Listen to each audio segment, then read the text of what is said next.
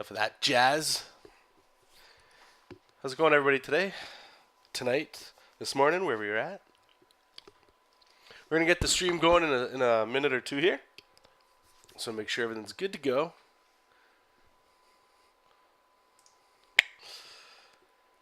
Oh, there's trouble. Hello, fellas.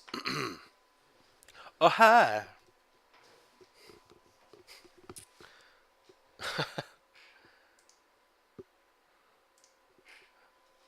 Good stuff. Okay. I was actually watching not all of one of my streams, but it seemed like whenever I was moving the canvas around and I was talking, it sounded like it was getting a little jittery, a little jaggy, a little nasty. So, just let me know. One other thing I wanted to try as well is trying to stream this at a higher quality. I was watching some other guys' podcasts, and that's what they say. They stream in high Super HD if they can. That way, because the recorded version that it saves onto my desktop is pretty poopy. And I feel bad for anybody watching it on YouTube because it's like, I don't know, Captain Blurfest when they're watching it, you know. It's not fun. What's that? You blame me for rock? You blame the Rockin' Tunes for the coffee. Guess that's a good. That's okay though. Hopefully we can still be friends. Man, I miss you guys. I miss doing the stream and everything. I'll get into a little what's been going on when we start the stream. Par le usual.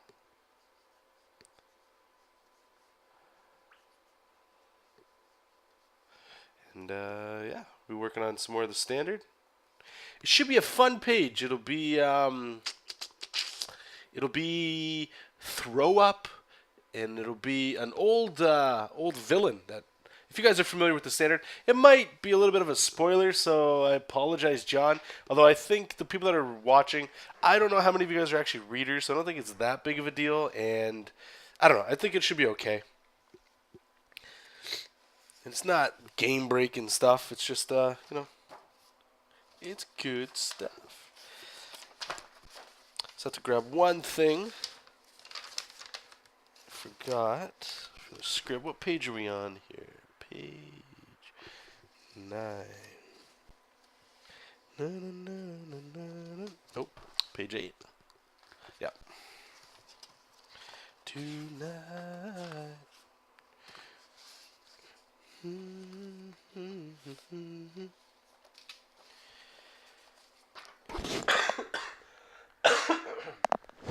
Sorry about that. Okay, so we get that. So let me open one other thing, and then we're going to get this thing. What's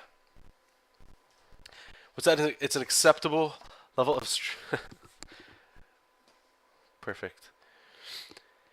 All right, so we're going to start the stream in 1 second. I mean, the stream is going, but you guys know how this goes by now.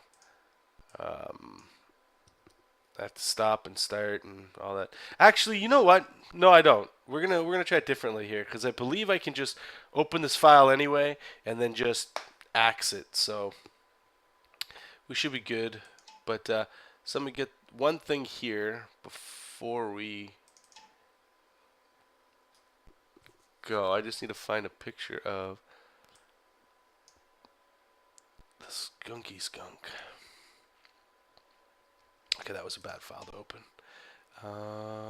Which issue was he in? Was he in issue 2? No, issue 3.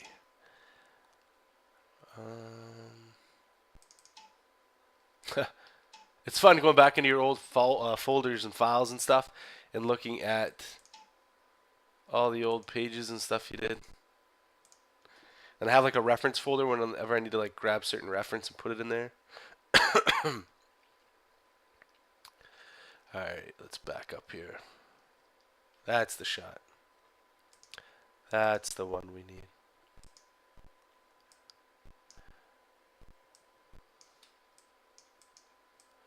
Look at that guy. Oh, yeah. Okay. Hello, everybody, and welcome to another live stream. I just wanted to say off the top, I am just getting back on my feet from a. I don't know if it was a flu, but it was a flu without the that one symptom that you usually get with flu, where your stomach is like messed up doing cartwheels and stuff. So my throat's pretty raw. I got some drinky drink going on, and I was debating putting a Halls in my mouth, but I know some people probably get upset about that. So I apologize throughout this stream. If you hear some mild coughing, I'll try to block it. I'll try to whoosh, block it with some hand action and stuff. But great to see a bunch of people in the chat room. Thank you guys so much for stopping by. I always appreciate it. And we're just going to get back to what we're going to be working on today.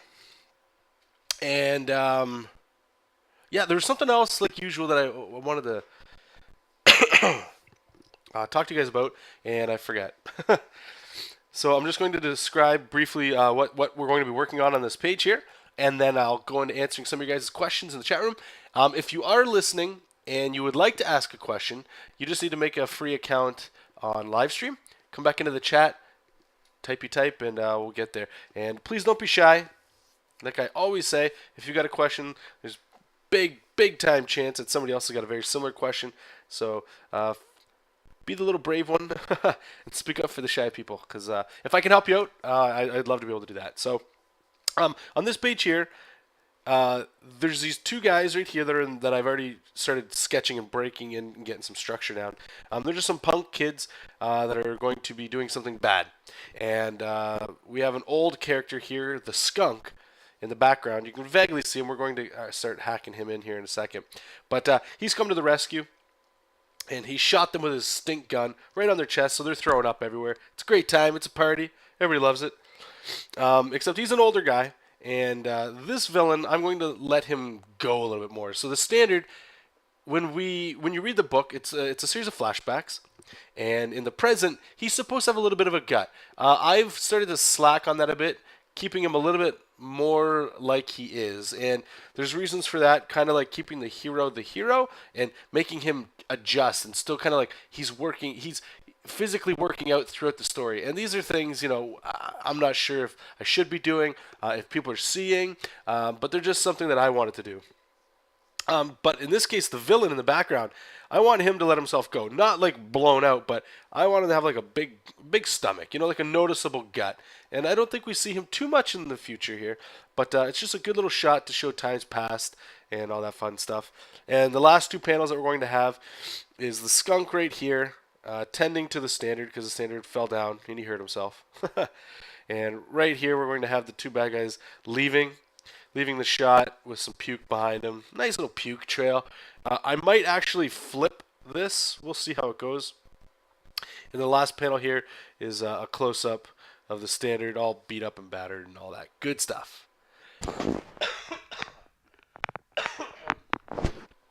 Sorry about that. So, okay, some people had asked, so I'm just going to quickly address it. What I've started to do in Manga Studio is normally I would do everything with the Maru brush. The settings have always been the same. The size is usually about 1.2. I've gone down to about a 1.1. It's not a big thing, but I can notice it here and there. But what I started to do is for the roughs is use this guy right here, the brush pen. And the light, and there's some settings there. If anybody's interested, just let me know.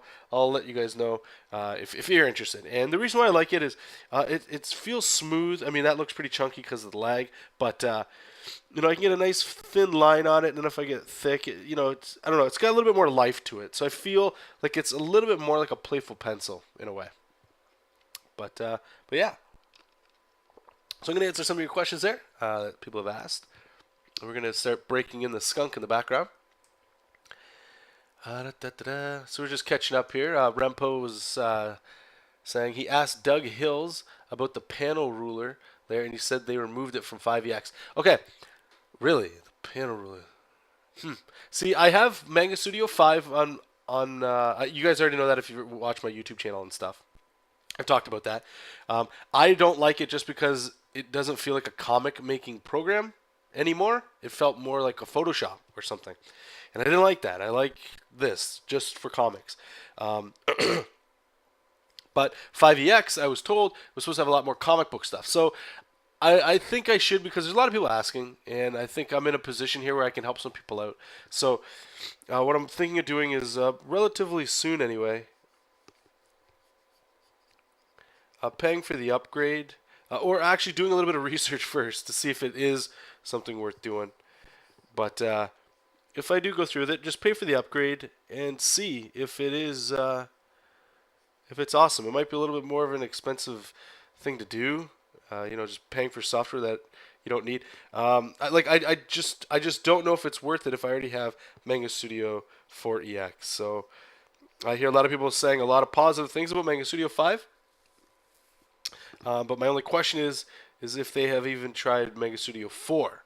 And that part I find few people talk about. So thought I'd give that a shot there for you guys. Da, da, da.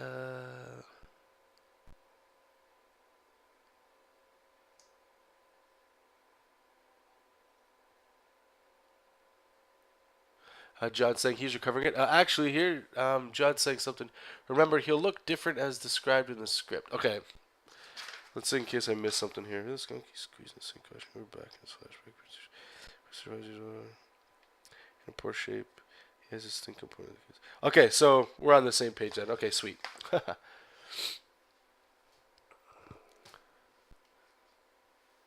Yep, I've heard people talking about, making the switch to Manga Studio 5 just for the coloring tools, which, I'm not going to fault anybody or try to discredit anybody from picking up the software, because that, yeah. I have Photoshop for all the coloring and stuff, but there's some brushes and things that just feel more fun. For example, this brush pen here. When I'm not streaming, it's much more smooth. It is a little chunkier, but I can't get this. Well, maybe that's not a lie. I feel like I can do this kind of stuff in Photoshop, but at least on my computer right now, anyway, it feels like it's more responsive. So that's one thing I want to do, especially coming up towards Christmas, is put a little money aside. And trying to get a better computer so I can do some higher quality streams for you guys. And since excuse me, since making the switch to digital, buying pens and stuff is kind of gone. I need to spend that money on digital, right? So there's that. I need my working tool here to be pretty sweet. And by pretty sweet, I just mean a little bit better than this computer here. I don't know how old it is. Probably at least 5 years now, 6 years. That's not too bad. That's one thing that I love about Manga Studio, right? Is that it's not very resource heavy. This is a 600 DPI image and stuff, right? So. I love the guy holding his hand over his mouth and he's spewing chunks through his fingers. It's always a fun one. This guy here, he's going to be really close up, so that'd be fun if we could have like a little, like nose goobers coming out. Just stuff. Just stuff. As you can see, if I turn this off, just so you guys can kind of see where it's going here. The thumbnail I originally had is just the idea, the gesture to get in there, right? And this is where I highly recommend going into a digital tool for your thumbnails, because now I can go in here and I can adjust, and I've talked to you guys to death about this, but I can change things up at any time by changing a layer, and the next thing you know is you have it. You can always print this out, right? So you don't always have to worry about getting your thumbnails to a point where it's like, that's exactly what you need. But at the same time, I feel like I'm stepping over my my words a little bit here, because it is really fun to use pencils. You work in digital all the time, staring at computers. I've talked to you guys about this a lot too, for myself anyway. Working on computers all the time just kind of sucks. I know some people, they can get around it and they can just they don't get fazed by it. I think my brother, he's actually one of those cats. He plays a lot of, I don't want to say he plays a lot, but he plays computer games. His day job's a graphic designer. So, he's using a computer way more than I guess I would be. And then when he comes home, he likes to play some Magic Online and some other computer games and stuff. I used to really play World of Warcraft a lot. But I just can't do it. Can't do it. Inkbot saying apparently Manga Studio is on sale at the moment. So yeah, definitely guys check it out. Do some research, see if it's something you're into. If you're gearing up to get into doing digital art, Photoshop might be the way to go. Since I'm not going to advocate it, but most people get it for free. But the same could be said for Manga Studio. But if you're doing comic book work or illustration black and white work like this, I'd highly recommend it. It just feels like a much better program. Yep.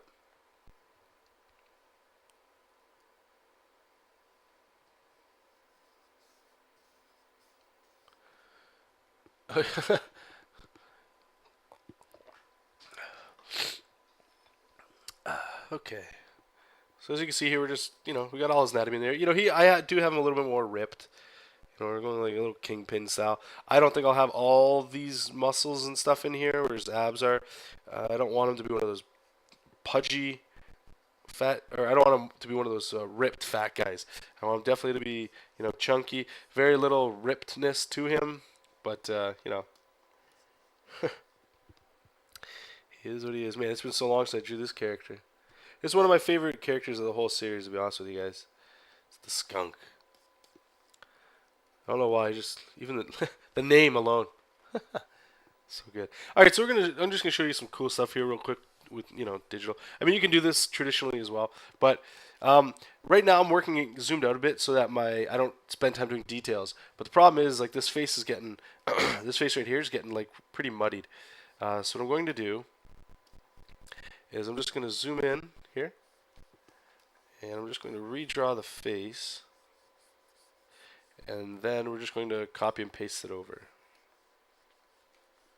And I do this quite a bit. I mean, you could do this with arms. You could do this with anything that's giving you trouble, You just make a new layer, just draw to the side.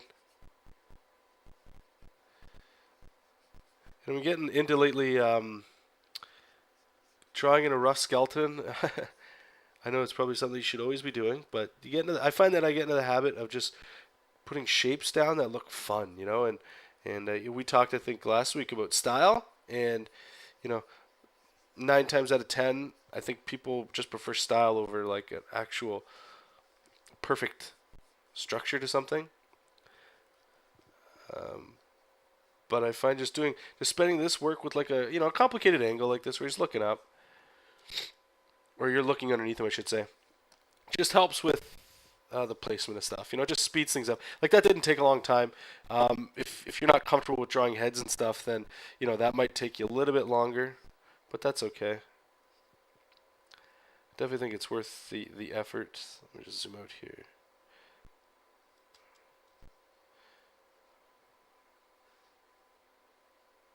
I'm gonna tilt his head a little bit. Sure. But yeah, like I forgot to say at the beginning here, the show, the stream, and everything is for you guys and girls. So if you guys have any comments or questions, again, just feel free to throw them out.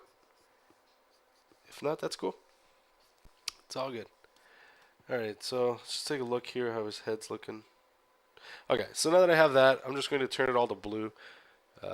So when I draw another layer over top of it, now I can put the details in here. And by details, he's got a pretty complicated mask. I'm not going to go into the whole thing, but just put like some of the guidelines. This guy here is actually, well, not this guy, but this mask. I believe this came out when Mortal Kombat 9 came out. And I'm a big Scorpion fan, and I was really into that. And you're supposed to have a gas mask, and you look at a skunk, and there's some things you can play around with the shape. But definitely Mortal Kombat Scorpion Sub-Zero kind of feel mask. At least that's what I was going for. I mean, I know it does look a little different, which is good. I don't think you want to get called out on swiping things too often, if ever.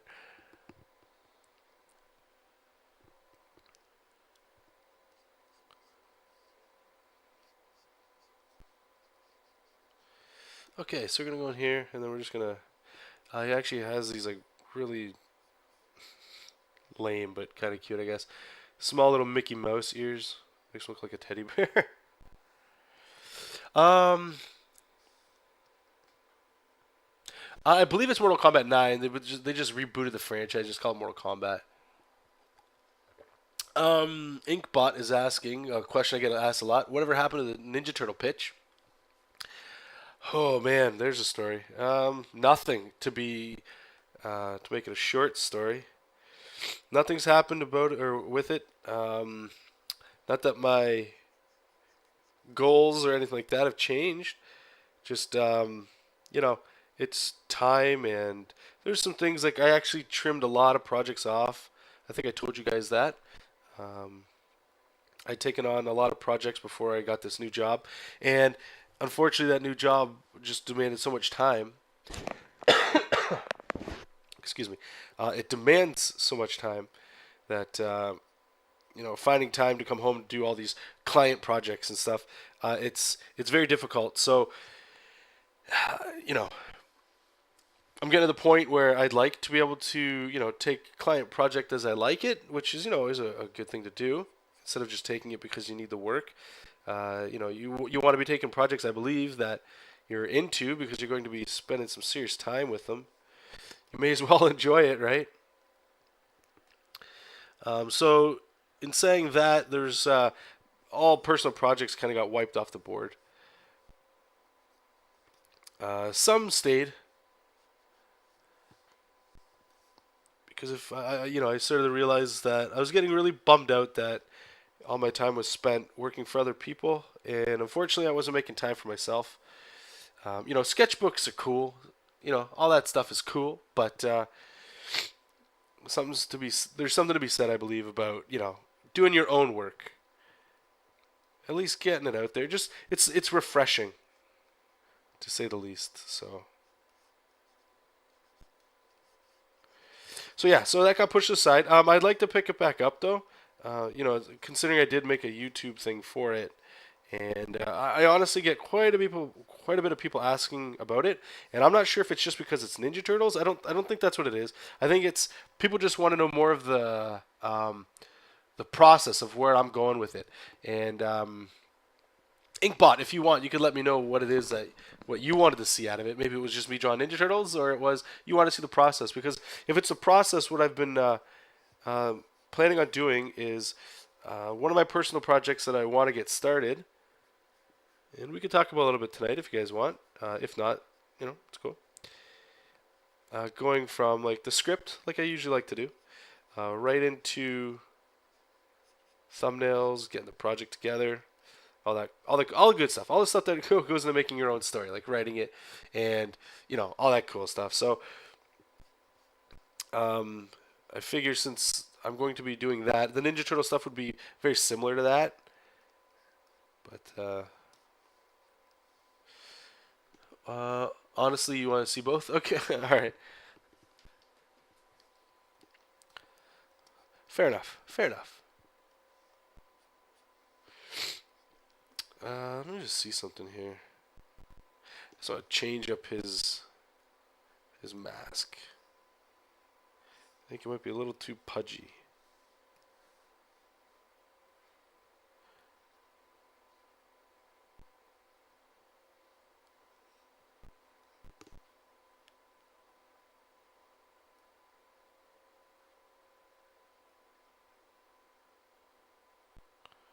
Just a little tilt action. And I think it just might be this side I shot it out too much.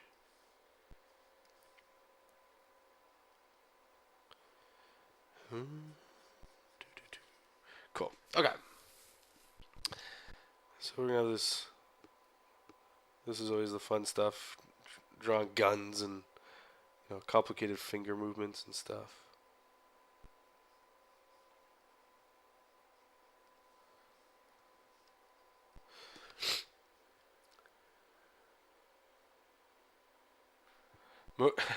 Yeah. So I'm gonna do a little foreshortening here. I'm not gonna make his forearm that big.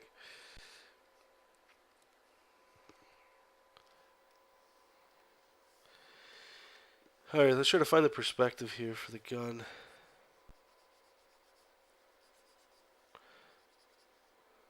I forget. I don't even have. I have the reference of him up, but I don't have the reference of his gun. So what I'm going to do is I'm just going to Just wing the perspective here. I know there's like a cartridge that sticks out of the bottom. Something like that. We'll play around with that in a bit. Okay, so he's got his skunk logo there too. I'll have to look into that. But what I'm going to do is just put the guidelines for where his logo will be.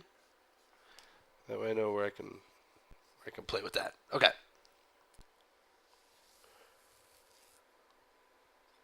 I've been good. Wish I was doing more comic book stuff, but out of commission a little bit, and you know, I think we all wish we could just draw more. Excuse me. So I'm just gonna gesture in where his costume pieces are. He's got actually, you know, this might be a fun little story part. So he's got a belt, and I don't know. How can we make it look a little bit more jovial? So if we go up like that, it looks kind of ridiculous. If we go down, I was trying to be so big now, maybe the belt doesn't fit. So how if we dangle from his leg? That'd be kind of funny. All right, let's get his legs in there while we think about it.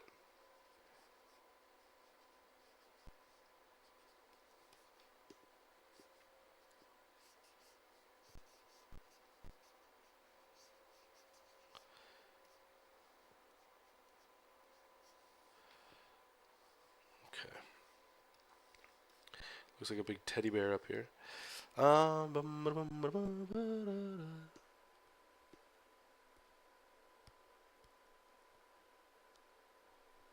Thanks, Matt. I appreciate that. Oh, man. Okay, I don't know if it was Matt that just sparked it, but it just hit me. Okay, so what I was going to say at the beginning of the stream, because I totally forgot, was what I want to do on the YouTube channel, because I know most of you, if you guys are following me on YouTube anyway, I haven't posted in a very long time, much of anything. And again, it goes into the time thing, but one thing I wanted to check out to see if you guys are interested in, so I'll probably be posting a video, if not tonight, probably tomorrow, just describing what I'm going to tell you guys. If people are interested in critique stuff, I know, you know, I get some emails from people that are interested in that.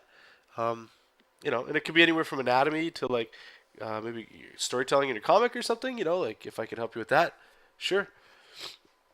So I guess the question is that something that you guys would be interested in? And what I would do with it would be I would showcase it to the world.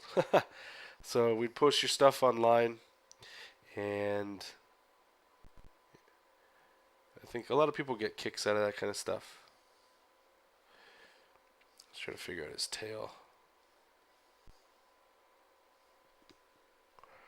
Yeah, we'll go that way with the tail. Starting to look like a squirrel. Huh. Okay, so we got him. Let me just turn that off. We don't need the blue version of him anymore. So I'm just going to highlight him.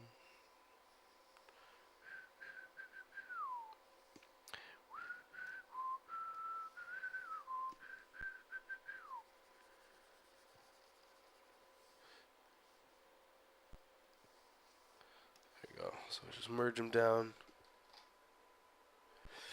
Cool. Now these kids, I'm actually not going to worry about drawing them just yet. I think I have all the information there. Leave some fun to it, you know? Especially when they're thrown up and stuff, that's cool. Okay, so what I'm going to do here is I'm just going to get my panels laid out here.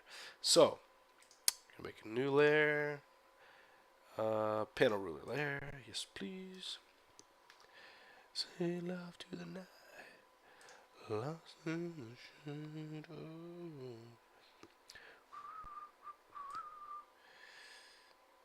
Okay, so we'll this with that one. I'll tilt it a bit. Okay. And thanks for everybody that's sharing on Facebook, retweeting, all that cool stuff. You guys, I really appreciate that. Thank you.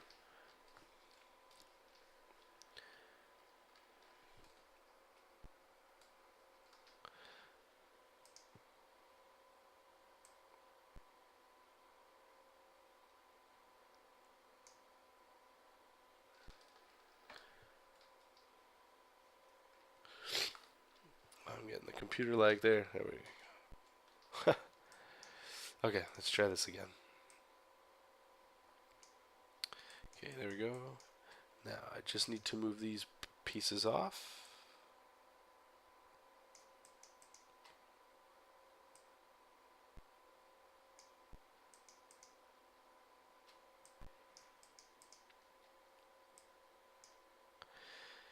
Okay, so now we can rasterize that layer. Do we want to keep it?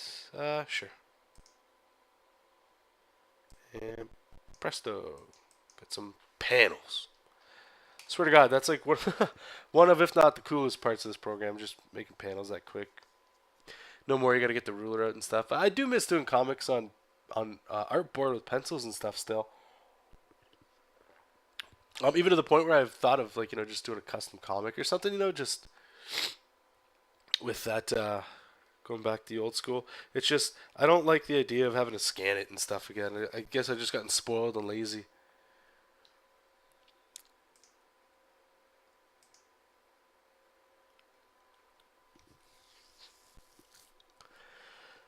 Okay. Alright,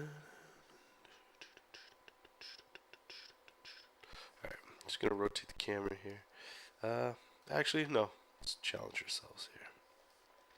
Let's try to draw this as we see it. Okay, so we got the standards head there. So we clean this up in here. Oh.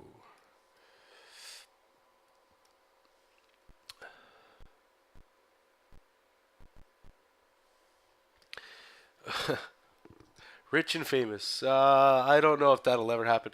You know what? Actually, okay, I'm going to address the second part of John's question here. I'll read it for everybody that's listening on YouTube. Maybe you can't, because you guys can't see it in the chat or anything. But so John's question is, do you think you'll regret not being able to sell original art when you're rich and famous? And no. And I think right now that answer is a hard, definitive no, because I'm not rich and I'm not famous, so nobody's really buying my art anyway. So if I had artboard and stuff where I was drawing the comic pages, nobody's, like I say, buying it really. So there's no, like, it's not even a concern right now. It's just about doing what's the best comics that I can make anyway, and that are still fun to make, right? But in regards to if I ever do become rich and famous, will it matter? Doug Tenaple, I've said it before, I'll say it again because I think it's a really good metaphor that he said. And basically, he'll pick like a few pages out of each book that he does. And he'll make prints. And it'll be a limited number of prints. He'll sign them and all that good stuff. And then sell them at a fraction of the price.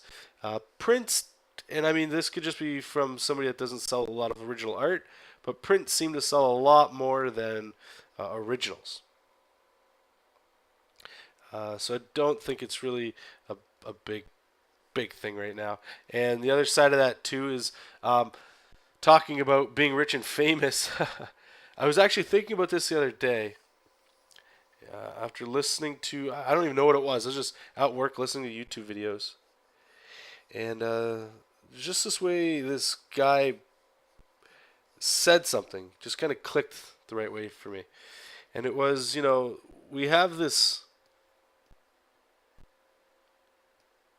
idea put into our heads, and I'm using this in the loosest terms possible.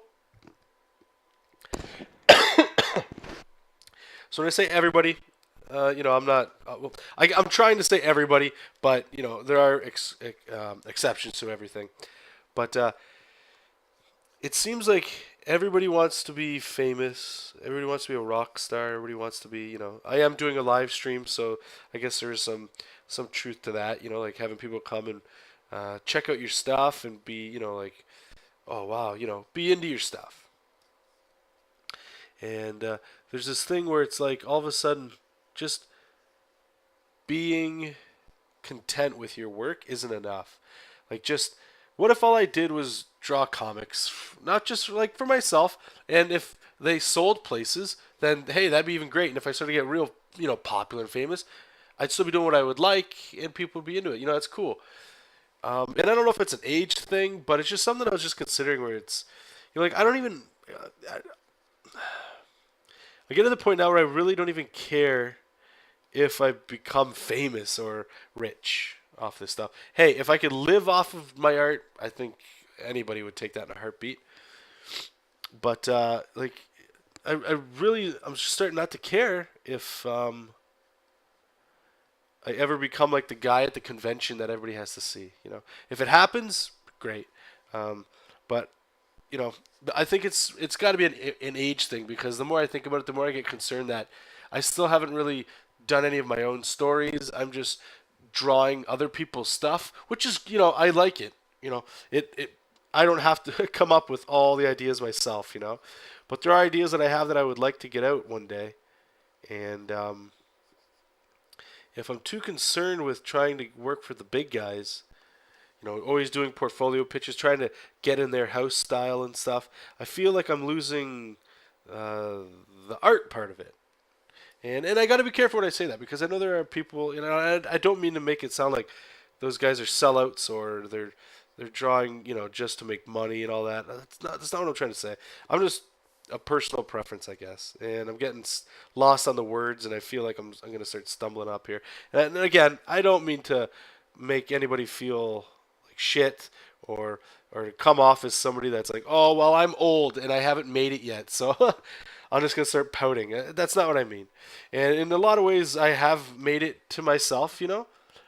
Uh, Even working on the standard here, meeting John and all the guys last year in New York, and just seeing the reception we got from the book, and hearing almost every week we email each other, and just hearing how each other's books are doing. That's you gotta be grateful for what you got. And if that's all I've got, that's actually quite a bit. So I can't be too hard on myself or too bummed out. There's more things to worry about than making it to the top, in my opinion. And when I was younger, I think my opinion was totally different. It was definitely, oh, I got to work for these big guys. There's no other comics outside of Marvel or DC or Image. There isn't. But I don't know. I think you just start to get your own stories, your own ideas that you want to tell, and your sketchbook just isn't enough for those. Um, and it's saying all that, of course, like if Marvel or DC asked, or if I got the chance to work with them, I would most definitely take it. Um, but it's not something that I'm pursuing. Let's just say it sounds weird. I know I'm jumping around on what I'm saying, so it makes it sound like I'm like giving up or something. But all right, this face just isn't doing it for me here. I'm gonna go back a little bit closer to the thumbnail we had. Excuse me. John, he did bring up a good point about working in original art. There's also the commission market, and I agree. When I do commissions, I don't do digital. I do offer digital commissions, which are cheaper, but I do provide commissions that are inked, and that I'll do on Bristol and stuff for sure.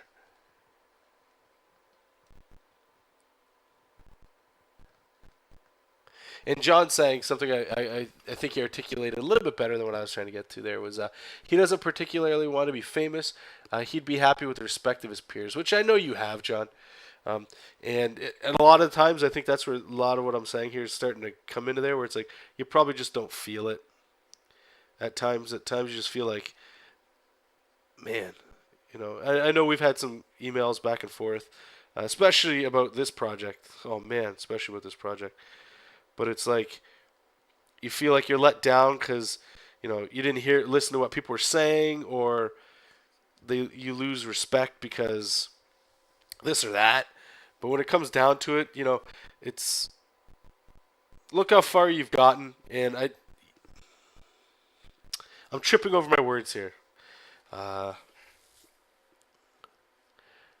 it's like looking where you're at right now, looking at how much you've gone through, and yeah, if the standard didn't, you know, if I did walk away or whatever, you would most definitely be able to find somebody else, I would think. But at the same time, I know what you're saying, but you don't want to get anybody else, and this is our book, which is a huge thing. But again, I really don't know what I'm saying here, so it's I don't know. It's hard to talk about this kind of stuff while drawing and streaming and trying to articulate something precise like that. Okay, so that face is way better than this one. That one's, okay, but this one's looking way more tight. Way more tight. Ugh. Horrible English is horrible. All right, let's move that. Put that down. What's that? You should consider philosophy as a side job. Oh man, imagine that. Oh god. What's that, John?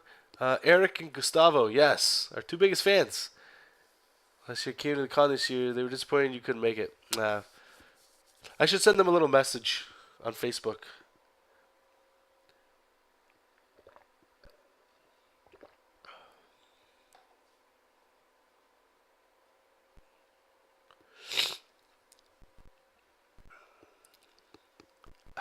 Getting the feels, man. The feels.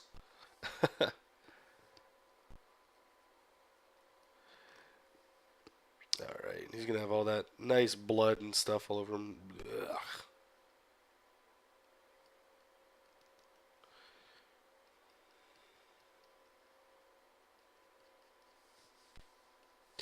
Alright, so that panel's done. And, okay, so we got the third panel. This one's a little bit more cluster effed. If you can see, if you look at my thumbnail, let me just increase it. So it's a hot mess. Let me just turn it down a bit. So this one right here on the left, the idea here is we have like an aerial shot looking down, and we've got the skunk cradling the standard. He's lifting him up, and there's blood and guts and stuff. Well, no guts, but maybe belly chunks from these two guys running away with the puke and stuff. But I'm gesturing in right here. There's like, okay, so there's the road, I guess. And my thumbnail I had, this looks, I guess, like a sidewalk. So I have no idea what the hell this background's going to look like. But I know we're having an up and down shot. So we're going to fix this up right away. And actually, this gives me an opportunity to show you guys something real sick. Something I was doing, it saves some time. I'll just show you because if I start describing it, it's going to start to overlap itself. Okay, so we're going to make a new perspective layer here. So layer type, ruler layer. And what's that, John? This is shaping to be one of my... Oh, thank you. Yeah, Gilbert's getting like just ripped up. Getting ripped up. Hey, Zelda. Alright, let me figure out, before we do that, so people ask, okay, especially in perspective, how do you start figuring things out? So I have my thumbnail, but before I start putting my rulers in the Manga Studio and like farting with that, I'm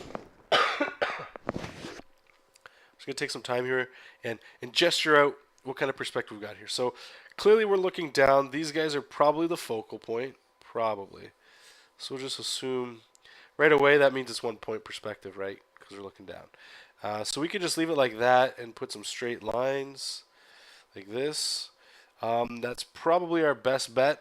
We don't have to go too complicated. So it's going to be a 1 point perspective. No, I just lied to you. It's a 3 point perspective because we got 3 different lines. Fail. Okay, so there's our gestured in. Oh my god, gestured in perspective. So we've got our ruler layer. Let's click that. We're going to go to ruler. And 3 point perspective. We're going to get all these funky lines. And let me just click. Right click on this one. Fix eye level. No. And we're just going to rotate it so we can get one of these ones to line up. Looks good. Okay, so this is actually something I found that was actually really cool. What I would do is I would normally have these lines line them up, and then I would kind of just did what you saw there with the black lines and gesture in where the perspective is going to go. I forget who said this.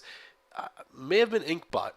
Somebody said it in the chat, and I didn't click on it right away, but I experimented with it a few days ago, and it was just like, oh man, that changes everything. So if you right-click on these vanishing points, you can always add them and stuff like that. But if you go to this right at the bottom, perspective ruler detailed settings, you get this funny little thing here. Now, all you want to do is this, show auxiliary lines. Now, watch what's going to happen. All these lines start coming from there, okay? And you can change the color, which I like to do. So we're gonna make it red, green, and blue. Is usually the ones I like to use. But what that lets you do right away is it lets you see all of them right away. And if I move this, I can see all the little lines, so I don't even have to draw them in. It's like I know them right away, right? So we're gonna have the red one for the 1 point perspective there, and just let me set all these up. So yes, and you can actually change how many lines you have. You can put tons if you'd like. So we'll go blue with this guy, and where's our third one? Right there. And this one I like to go with a green. A little bit of a darker green, a little easier to see on the eyes. And just turn that layer off. Okay, so this is, I guess, the boring part of comics. I know a lot of people don't really like doing this stuff, but it's very important. If you're going to put your characters in a believable environment, I'm not, like you could use this as a guide and then just freehand draw over top of it, but it definitely makes more sense to do this at an early stage so that things start looking good.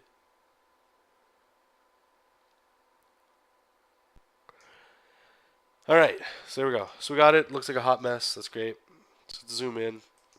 All our lines are there, and I like to lower the opacity. Nah, it's actually pretty good. So there we go. Now let's start just changing our thumbnail a bit now that it has the perspective that we're going to use here. So just clear all the inside there. So there's our perspective. We already know what our thumbnail looks like, right? And so this is what we're going to do. So we're going to have the skunk here lifting up the standard, but our perspective is a little bit different now.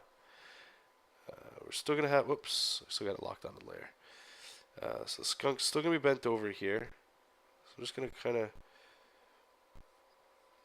figure out which side we're going to show most of. Yeah, it'll be there. His hips will be here. Some arm sockets. You guys will see this as we're going. I realize this is going to be a little bit of a pain in the ass.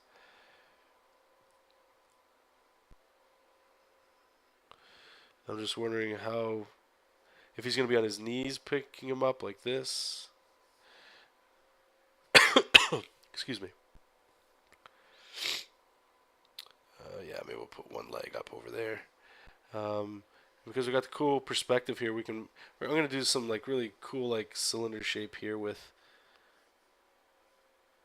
the tail. Just kind of feel the volume out there.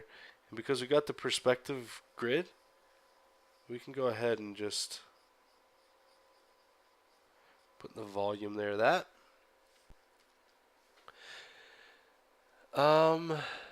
Alan is asking, when did you decide to switch from traditional to digital?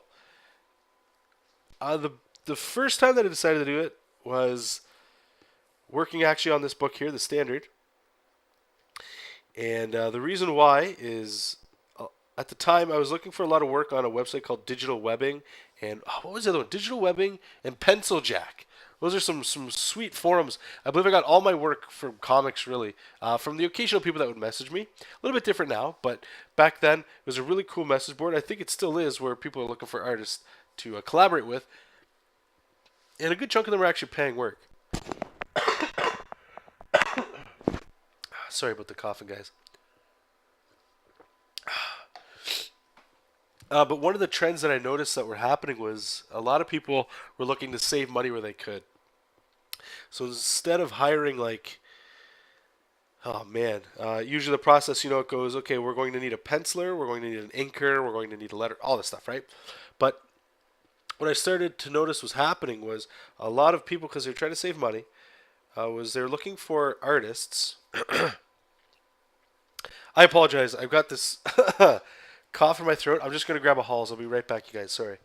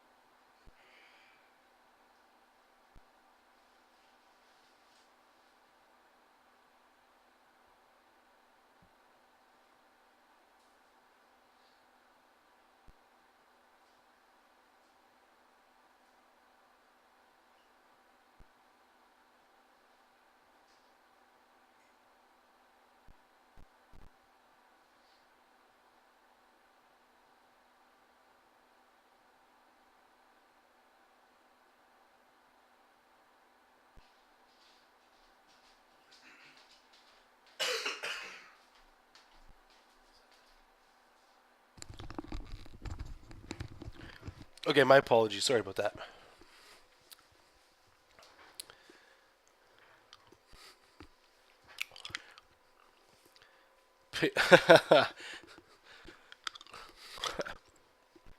Man, I miss you guys. I know this is going to sound sappy and cheesy, but damn it. You guys make all this like extra fun. Okay, I'm sorry. So please excuse the halls of my mouth there. Going back to Alan's, when did I decide? Okay, so a lot of people were only offering jobs to artists that could pencil and ink their own work. And I still to this day can't ink normal in real life, I guess. I bought a lot of tools. I've just never had a chance to sit down, or the willpower, I guess, to actually sit down with the like a nib or a pen and train myself properly how to do it. I usually ink with a micron or a very small pen, and then I'll use a brush pen for like some feathering or rendering if I really need to. But I try to stay away from that stuff as much as I can.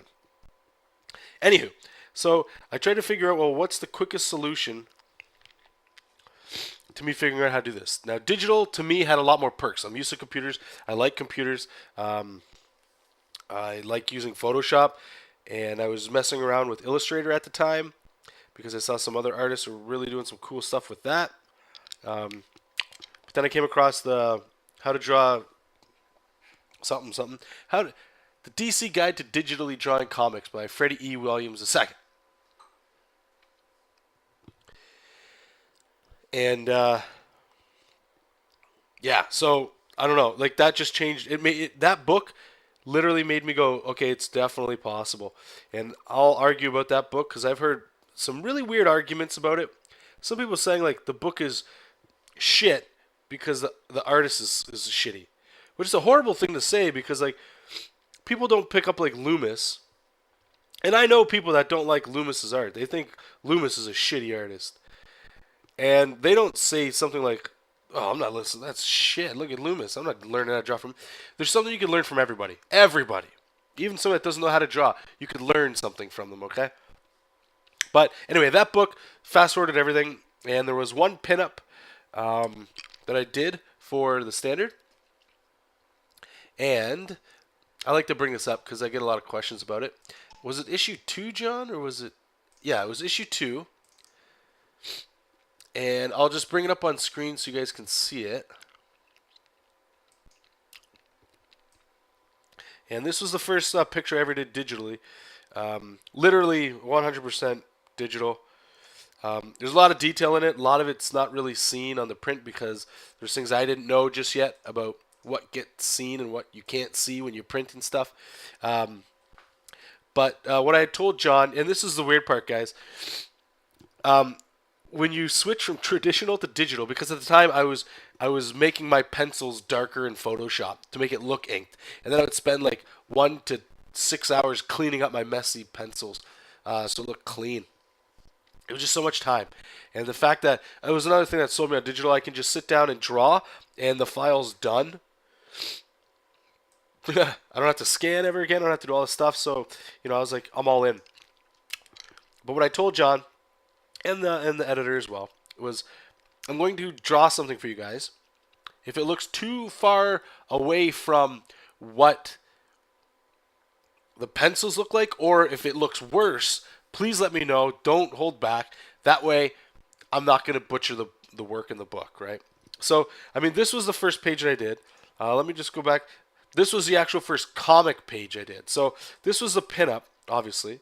And this, I can look at this and tell you guys right now, like certain things that I wasn't feel comfortable with.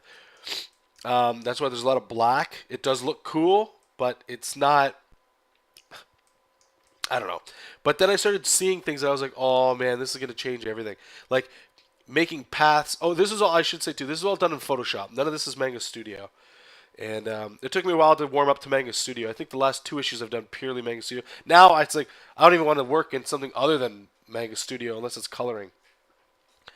But using paths with the pen tool in Photoshop to make like a quick brick pattern and then distorting it so it's on a perspective like this and then going in and just beating it up. It might look fake and it might look real. It's different from whoever I ask, but yeah, I like when I saw that. Excuse me. When I saw that, I was, one more reason to go digital. And then this is where I was really getting stupid, but oh my god. In this kid's shirt, there's so much rendering lines, you can't even see it in print. This guy's lip, if I showed you the HD version, there's so much detail in like this lip crust. Excuse me. That it looks really cool close up. I'll tell you guys that right now. To me, I was in the zone with this stuff.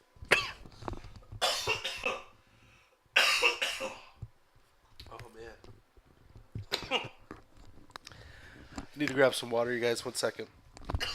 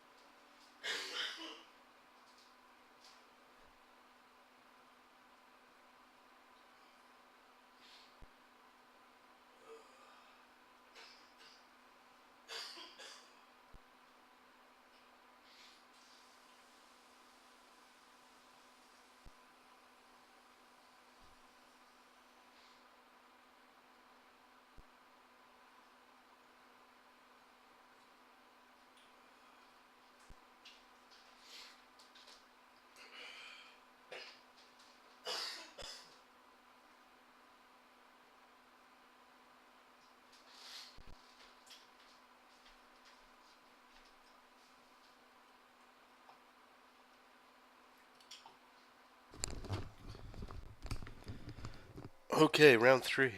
Oh man. I'm just going to try to talk a little slower and a little lower. I think what's happening is this is probably the most I've talked in like a week. So my throat's just effed up. But anyway, yeah, so there's that. Try to show a page. Okay, so this would have been like a page that I would have normally done in pencil. The resolution's pretty crappy on here, but it's good, but it's not as like tight, I guess, as like this. Oops. Huh. Oh man.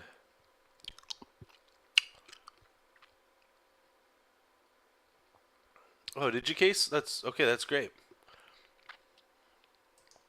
Hey, anybody that buys Freddie Williams' book, I mean, more power to you. Freddie deserves all the money that he can get from it. Excellent book, and it's honestly one of those reasons. To me, it's literally like, and this might sound a little drastic, a little crazy, but Freddie E. Williams' book to me is like the Loomis, or the George Bridgman, or the Byrne Hogarth, or whatever anatomy book you learned from of drawing comics digitally. And I say that with the most praise and all that good stuff because, oh, excuse me, what he makes and talks about in that book just makes it possible. And I just wish more people would read it, that's all. I feel like if I'm talking this low and slow, it's like I should start crying or something.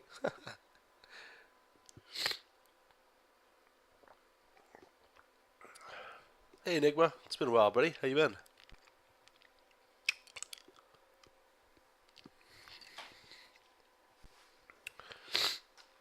I might cut the stream in a few minutes if my throat obviously doesn't get better.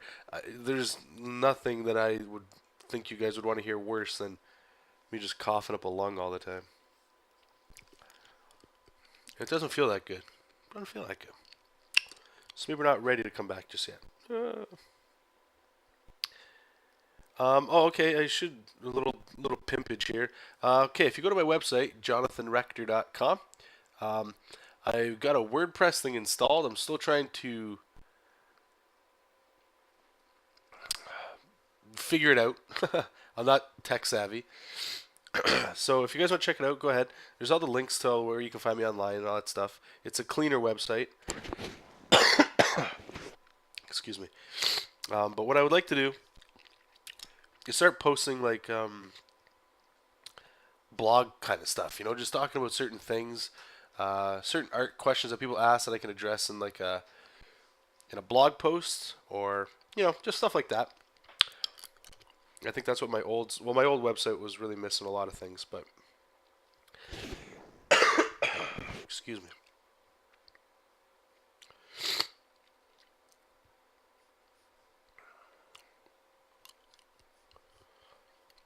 So what I'm gonna do here is I'm just making some boxes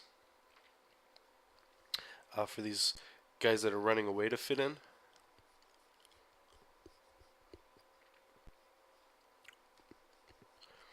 Just so that their perspective is a little bit right in my mind, so that I can see them.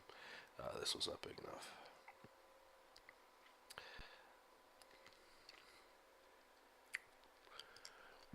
enough. John's suggesting something. You guys can let me know what you think. If it does get really bad, I can leave the chat open to just chat, and then maybe put some music on or something if you guys want to hear that, and then just stream.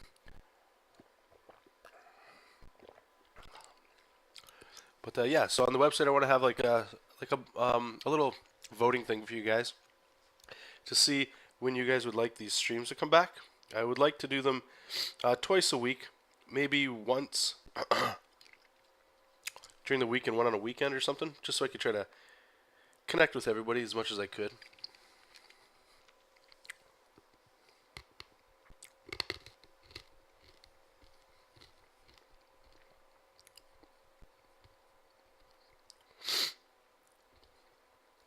Let's go break this guy out of the box a little bit here.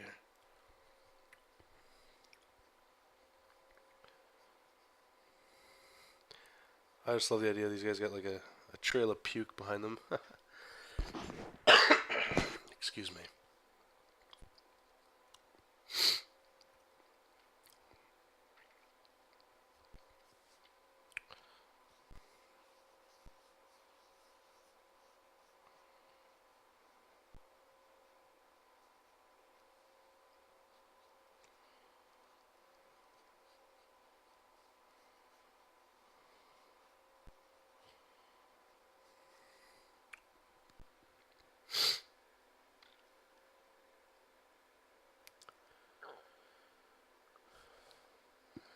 Yeah. Well, we'll see how it goes here. I'll put up with some pain for you guys. What cost-effective drawing tablet can you recommend? I've had 2 tablets in my day. One of them, I think it was called a Graphite. I don't even think they make them anymore. They might. They're only Wacom brands, so I don't know the other guys. But what Freddie Williams talks about in his guide, and if you watch his videos on YouTube and stuff, where he'll show you him, like this guy works for DC Comics too, right? So, you know, he's probably, well, he is, I guess, more credible than I am. And from what he shows and stuff, he doesn't use a Cintiq, he just uses a bamboo. And I believe that's the cheapest one you can get. Oh, so there you go. So Inkbot's telling you that bamboo replaces graphite. So, yep. And I think the reason for that is you're not, even with coloring, I don't know, like pressure sensitivity, maybe I just wasn't smart enough to be able to tell the difference, but like even working on a Cintiq, it just feels smoother, but like maybe that's what the pressure goodness is. I'm not sure. But yep, definitely just grab a bamboo. I believe they're under 100.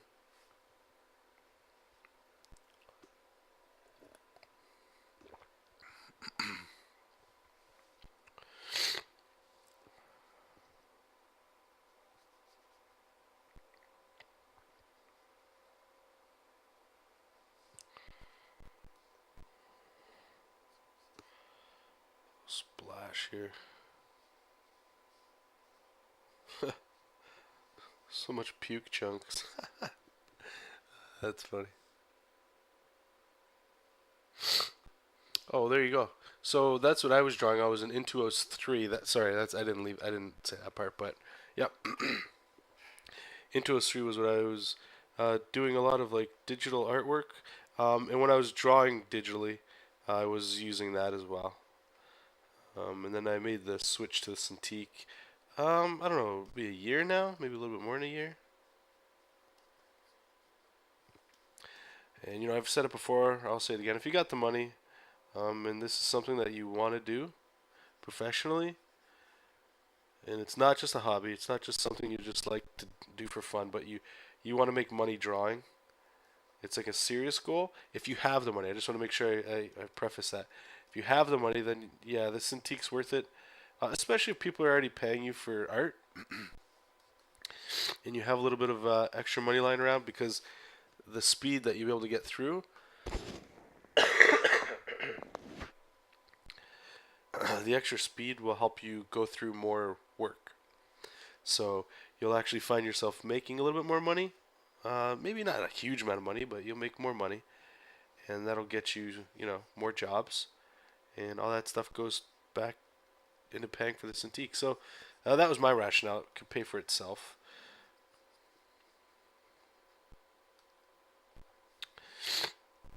Okay, so let me just turn this panel ruler off. I don't really need it just yet. So this would be all the rough works done. I mean, I would probably go in here and tighten these figures up a little bit more, but I want to at least do something with you guys. So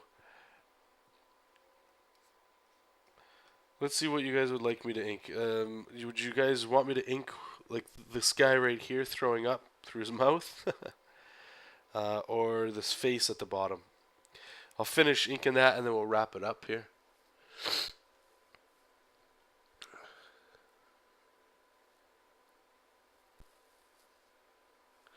Inkbot's asking, speaking of Wacom, what do you think about the Windows 8 / Android tablet they're doing? I'm honestly not too familiar with it. I may have heard of it, but I'm not too sure.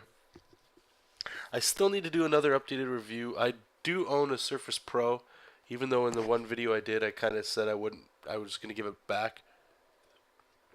I did give it back, and then I believe it was like 2 weeks later, or possibly close to a month after, somebody, like a new job popped up, and it was a good chunk of change. So I figured I should get it, so I could have a portable thing, and it's grown on me.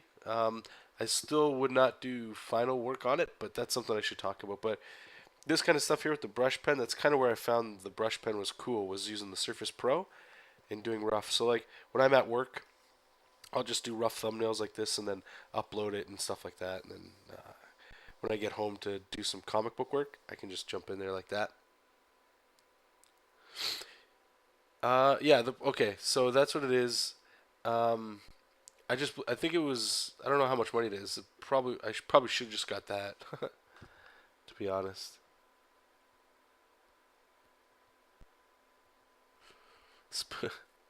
Okay, so it sounds like everybody would like to see the puke. Alright.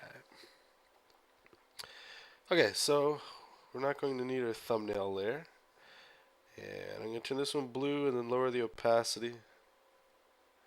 Make a new layer. Oh, okay, so usually what I like to do in this case is I'll make the same formula as always, especially in the book we've been talking about. We'll make folders for each panel. I like to, instead of writing panel all the time, I just put like P and then whatever panel is. So panel 1, we got 3 panels here. Panel 2, panel 3. Just gonna move these out.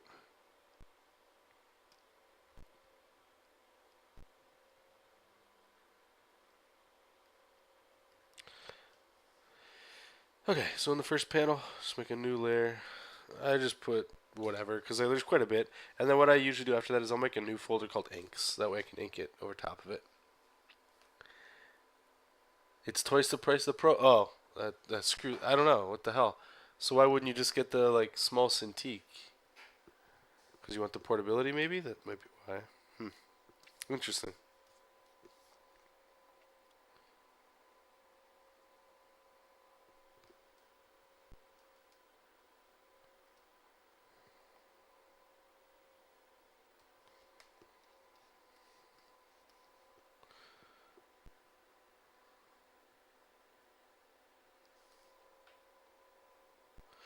Alright, let's get this eye in here.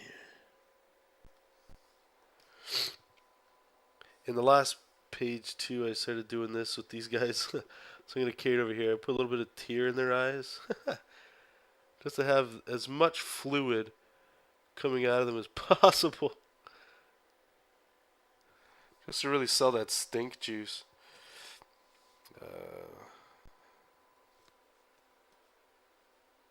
It's actually a tablet PC with a Cintiq. Okay, so okay, I got you.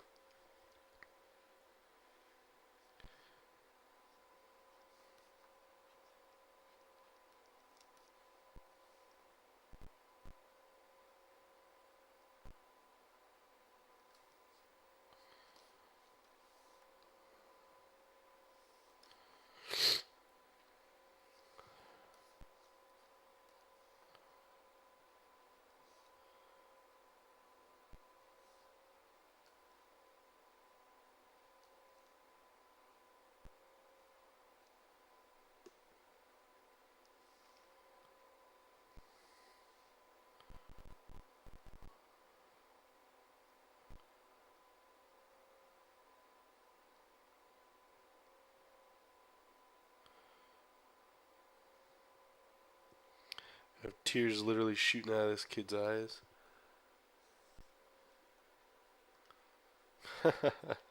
Why is it happening?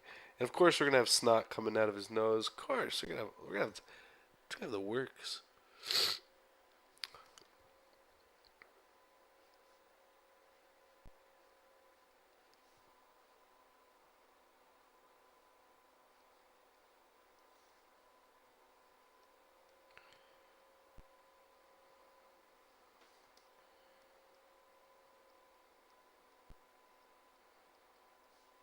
And I'll post this picture here on Facebook and Twitter if you guys want to check it out once we're done the stream here.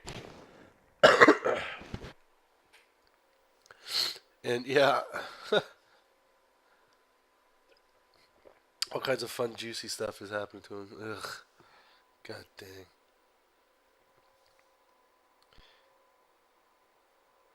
I'm gonna have it. This smells so bad, it's like affecting his hair. Oh, okay. Here's something I actually wanted to ask you guys. It's a little bit different. It's still book related and stuff, but how many of you guys in here read books? And not just comic books. You all know I have no problem with comic books at all. I still consider them on par, if not superior, to fiction books. But they are different monsters. But I'm definitely not one of those cats that believes graphic novels and stuff should not be on the same shelf as novels. It's all literature, it's all books, it's all good stuff. Ah, Digijon, sweet. And the reason I'm asking, reading 3 books. Whoa, wow, yeah. All right, I like it. Got a lot of readers in here, sweet. So this is where it gets cool. I was reading, jeez, a lot of audiobooks too. Yep, I've been trying to get into those. Not as much luck as I'd like. I think if I was doing something right now where I wasn't talking to you guys and I was just inking, like right now I'm not really thinking too much. I've already done a lot of the work with the thumbnail, so it's just trying to like make sense of things. Like right in here, there's a lot of like question marks, which I'm going to address in a second. But yeah, so I watched this video on YouTube where the guy was talking about reading a book a week. And I thought that was hilarious. So I clicked it, and I just wanted to hear what the guy had to say. And he started to tickle my productivity bone, you know, where it's like, I don't know about you guys, but I post quite a bit, and I ask a lot about, like, hey guys, how do you get the most of your work done? Like, do you guys work, do you get up at 4 a.m.? I tried that. You know, how do you get the most out of your week and all that good stuff? So that's the kind of like the reason I was like, oh, I gotta click play. I gotta see how does this guy come up with reading a book a week? Like that's like, and we're talking 200 or 300 page, sometimes they're 400 page novels, right? And he came up with a math solution. I guess I don't know if he came up with it, but I just saw it in his video. Anyway, so it goes. The easiest way to figure it out is you just grab whatever book you want to read. So we'll just say whatever book it is, it's 300 pages. And you divide 300 pages by 7, because there's 7 days in a week. That's going to give you how many pages you need to read a day. And when you do that, it's literally probably like 30 pages or something like that, 25, somewhere around there. It's not a lot of pages when you think about it. But then what you do is you sit there, grab like a stopwatch or grab your smartphone or something that has it, and read a page. And time it. And then that's going to tell you how long it takes you to read a page. So all you do is you times that by the amount of pages you have to read, and it tells you how many hours how many hours you have to read in a day, just so you can finish in a week. You can always go over it, or if you try not to go under it because you don't want to get behind, right? So all of a sudden I was like, oh man, this is sick. So no, I'm not reading a book a week right now. I think I'm getting around to like 2 weeks for a book, which is actually, I feel pretty good about that. It feels, I don't know. The reason I wanted to bring it up was just to see if any of you guys are into that stuff, or if any of you guys like to read and all that good stuff. I'm into fantasy, but I don't know. It's just a different way. It's been a long time since I've read books, so it's a little refreshing to be reading something different. Like, there's nothing wrong with comics. I love comics, but there is definitely something different and special about books, right? Like novels. I think we can all agree to that. There's a reason why we still go to movies. Like Kick-Ass was a kick-ass comic. I liked it. I enjoyed the movie. It's different than the comic, but it's still decent movie. So it's. I'm not. I'll never get into that argument which thing's better, because as much as I love comics, especially getting into reading, as much as I'm trying to do, there is something really cool about reading. And that sounds really weird. I read a book called Gone Girl, a really good crime thriller. Oh yeah, Gone Girl. Take my time with a book. I can go for weeks without reading anything and then have a burst. Yep, no, I hear you. And to be fair, I mean, it's when you do something like what I just said, it probably sounds like you're trying to go for volume here as opposed to quality. You're just like, and I don't mean it to tell anybody, it's like, oh, I read, X books this year. Look at me. I'm a tough guy.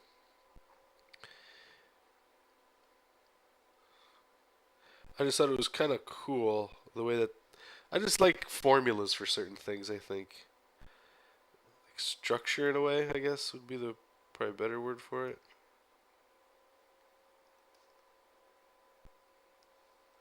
So I don't know. Spelling is hard.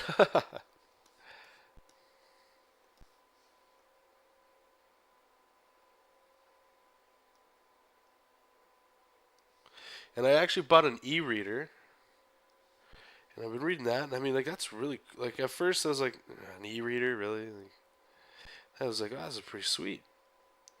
And then I'm getting into the nasty habit of, like, I can just download books for free. Like, yeah, that's pretty shady, but, like, there's also the library. But then, I don't know, I like to have the books that I read in a library, like my own collection of books, right?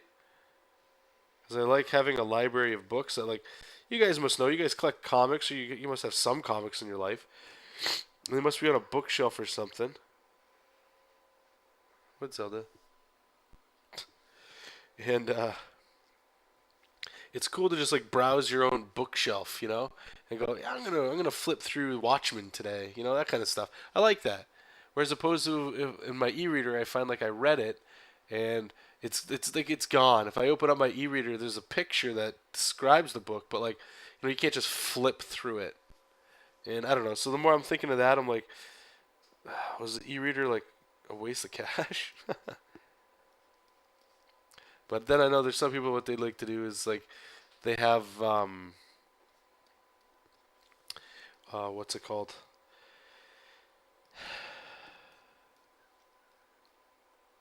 What am I talking about?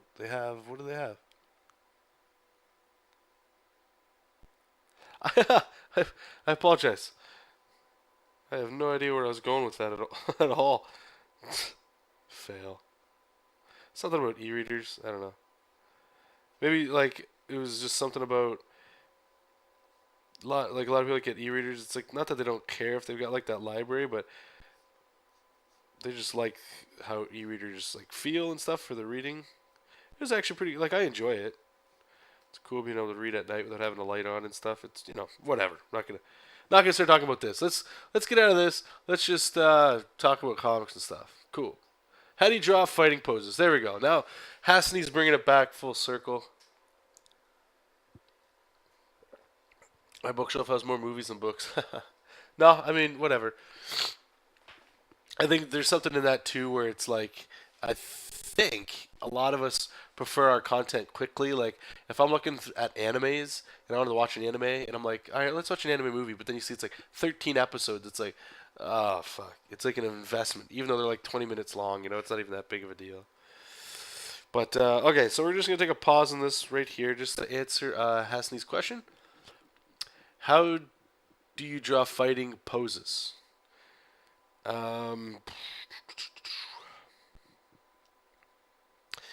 Basically the same way you draw everything. You know what I mean?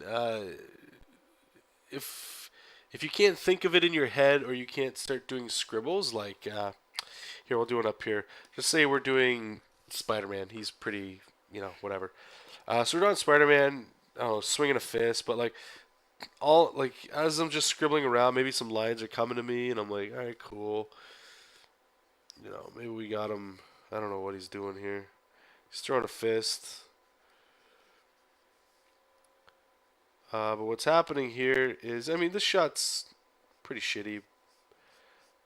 But, it does have its purposes. But it's sideways. It's boring, right? Like, there's got to be something else you could do here. So, looking at comics and anime especially, or cartoons, they get really dynamic poses. So definitely start trying to draw from them, like reference that stuff.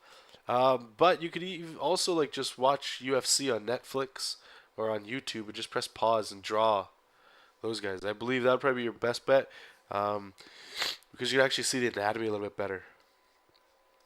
But let's just say we're gonna like just try to make this pose a little cooler. Maybe he's like punching towards us or something. So like I usually draw with whatever's in the extreme foreground. So there's gonna be a fist, and then I start drawing the shapes of like everything else. A lot of it's just literally it's just scribbling around until you start coming up with shapes that you like.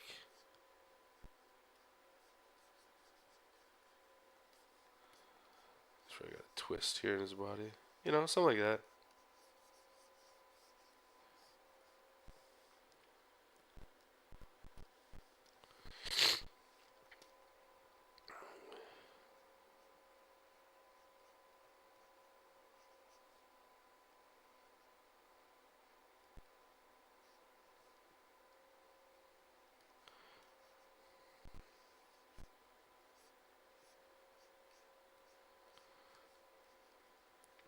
And if you want to draw what I believe anyway are like the coolest fighting poses, usually they're like really dynamic. Um, and I'm at fault at this too, because like a lot of it I make up. But really, do your best if you can to study anatomy, so you can see how far you can push and pull muscles. So something like that. Yeah, and like Enigma is saying, the key emphasis there is definitely on this action right here, like foreshortening. The more foreshortened an object gets, the cooler it's gonna look, usually.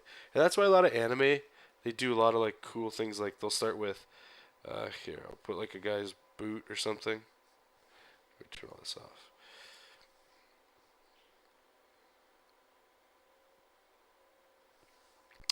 And then he'll just be standing there, but you push the anatomy so much that everything starts falling backwards. What do we got here? So kneecap was there. This thigh.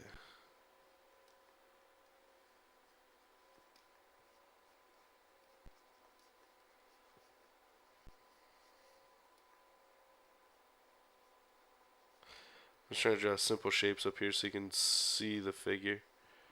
You know, like they'll do something like that, where it's very foreshortened objects, like things are all coming at you. It just makes things look real cool.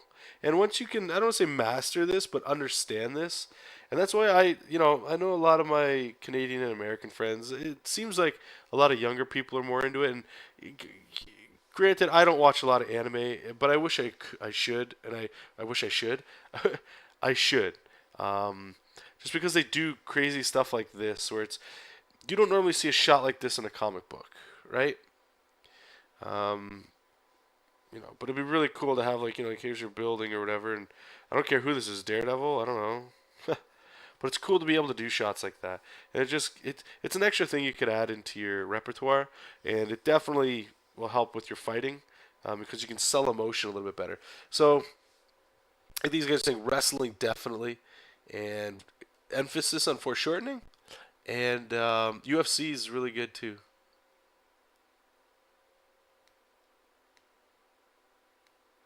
What was the show you told me to watch? Look for. Oh yeah, UFC. Yep.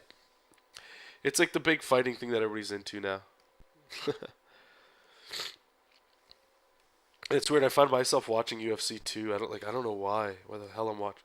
There's nothing wrong with it. I'm not gonna start accusing people, but when I was sick, for some reason, oh my god, all I was doing was watching like wrestling and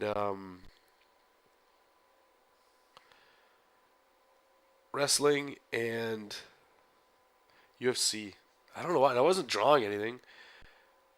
I don't know. I guess something about seeing guys like beat the hell out of each other just kind of. It's cool to see the technical aspects of it and start to understand it. But I don't know. Anyway, I hope that helped you out there. Thanks for the question.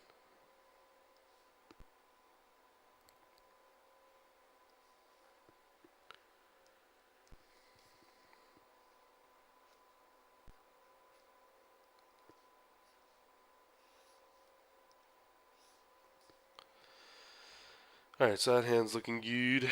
Actually, it might be a little small, so what we're going to do is we don't need this layer. Let's kill it. Okay, cool. I did make it on its own layer. Right, let's transform them. I'm just going to make it a little bit bigger.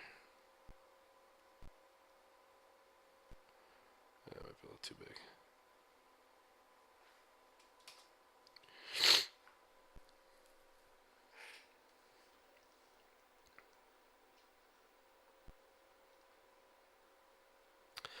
I remember the first page of comics work from you I ever saw was a wrestling match. Oh yeah, man, that I could show you. If you guys are interested, just let me know in the chat. I can show you guys some of my first work. That was like a serious project that didn't really see fruition for a lot of reasons, myself included. But I can show you my artwork back then. It was very stiff. It's very similar to how I draw now, but it's it's different. It's definitely different. I like to show my old stuff too, because I know there's a lot of people they get discouraged, unfortunately. I think we all get discouraged from time to time. It's like even the people you look up to, you're like, man, look at the style on that, or just whatever. But you kind of forget that they had to learn and all that cool stuff, just like you. So it's not as big of a bum out. Furin is asking, did you learn any of this in a school, or did you teach everything yourself? I want to say I taught myself a lot of things. I did go to animation school, and I learned quite a bit there, but I dropped out of that because I just didn't like the animation field, and I didn't know that when I got in, because I didn't do my research. And I paid the price by spending money on something that I didn't need to really spend money on, like the tuition and stuff. But no, I learned a lot of cool stuff there. I've talked a bit about a teacher that I had who taught me. He taught me a lot, and he wasn't really like he wasn't a school teacher. He was working for one of the comic book companies, we'll just say, and I was in a fantastic opportunity. Unfortunately, for some reason or other, we stopped talking, and but the things he had taught me, or was trying to teach me, and maybe I wasn't listening as much as I should have, or I didn't show enough like drive for it. Maybe that's why we stopped talking. But the things that he showed me, like hey, looking at certain artists like George Bridgman and even Andrew Loomis, I wasn't looking. I was drawing a lot of anime, guys. I was drawing like everything was anime, and because of that, a lot of my work suffered. It wasn't. I didn't have that structure to go to. Like what I just showed you guys, I wouldn't be able to even remotely get close to that by just copying anime and UFC and stuff like that all the time. Well, actually, if I was drawing like UFC stuff, I'd probably be able to get there a lot faster than just drawing anime. Not because anime is bad or shitty or anything. It's great, fantastic, love it. Manga especially. Manga changed my life. Um, but just being able to see comics differently and all that stuff. But all of that's not to say if you don't put in the hours to learn yourself, it really doesn't matter the teachers that you have around you. The teachers you have around you, if they're worth anything, they're going to do their best to guide you in the direction of things that they think will make you a better artist. And it's up to you if you want to listen or not, right? But all things said and done, once again, I just want to make sure that you hear me here. No matter who's going to show you stuff, no matter how much you copy me, how much you copy your favorite guys, all that good stuff, if you don't put in the hours, if you don't say I can't hang out with my friends tonight, if I'm sorry, I can't go to the movies tonight, I can't do that. If you don't start taking away certain things that you find fun, that you air quotes here, think that you deserve, then you don't really, you can't really appreciate what everybody's trying to show you. Is that making any sense? Like I don't know. What I'm trying to say here is basically you just got to put in the time. That's all it is. And the sooner you can do that, the better. The sooner you can start. When I say take things away from yourself, like again, I worked a full day today, so I'm just going to spend the whole day watching TV or reading a book or going to the movies. You probably should do that once in a while. But once in a while is probably like once every 3 weeks, you know? And I could be alone in that. I know there's a lot of people that, they say otherwise. Jessup, come on. That say certain things like, you got to be a human, you got to live. So what's the point of working all the time if you can't spend your money on having a good time and stuff? Like why work and be alive if you can't even enjoy it? And there's some good stuff in that, but I can't get behind it just based on the fact where it's like that is the whole point. Life is short. You're working so you can keep working, right? You're not working just to you might be working just to make a paycheck, but I would think you're working so that you can keep working at what you love or what you'd like to like, you know? Why do what you're doing if it's just, I don't know, for money? I don't know, it just seems like a waste of time. Anyway, look at this poor guy. He's got that's what we forgot, the chunks. Inkbot actually summed it up pretty well. He's like, everyone is different. Find your own flow, even if that is working yourself to the bone. Some people, like you'll hear a lot of people talking about all they do is they had to work 24 hours a day to get where they're at. And then you hear some stories where it's like, I ran into a guy and things just started to flow and, they didn't have to put in as much time. So just do what you're comfortable with. Just know that, kind of like going back to what I said at the beginning of the stream tonight, where I think the idea of getting rich and famous is something you need to not think of at all, like period. Um, and the reason I say that now is because the more you think about that, the more you're going to try to. And I could be wrong in this. I'm not rich and famous, so take this with a grain of salt. But if you're rich and famous and that's all you want to be, I think that you're going to spend a lot of your time changing your style, whether it's in life or with your art, so that you can blend in with those that are already rich and famous and stuff. Whereas if you have the goal of making this living off of your art, you'll have more time and chances to fall in love with what you do. And love, if any of you have ever experienced it, it's not roses all the time. It might start off in roses, but it quickly becomes, routine gets looked at as a bad word, but there's also some comfort in routine, right? So, just, I don't know. Honestly, if you want to be rich and you want to be famous, there's probably better places you could be spending your time for a career. Few people become that in art. So, I mean, let's be honest. Where else can you draw like this guy right here? He's just puking and he's trying to catch it. Like that's as funny as hell to draw. It's a lot of time, right? But it's different. I mean, I hope I answered your question. I didn't. I hope and I never want to make it sound like I'm trying to tell people, don't go to school for this stuff or anything like that. You just need to do some solid research yourself, and I think you're asking the right questions. And that's the thing. Just keep asking questions. Don't stop. Those questions are going to help you in the long run because everybody's got to ask those questions at one point. So the sooner you can realize the questions you need to ask and then ask them, you're in pretty good shape. And don't worry about this race. I had heard one thing when I was growing up where a gentleman asked me how old I was, and I told him I was 21 at the time. And he was like, "Ooh, yeah, that's you're kind of, and you haven't broken into the big guys just yet. That's kind of a, if you haven't broken in yet, you probably won't break in at all." And I mean, to a point, he was right, right? Like I haven't broken into Marvel or DC or anything, but at the same time, I'm still drawing. I know I've gotten better. I feel better about my art. I'm way more confident what I can do and stuff, right? So,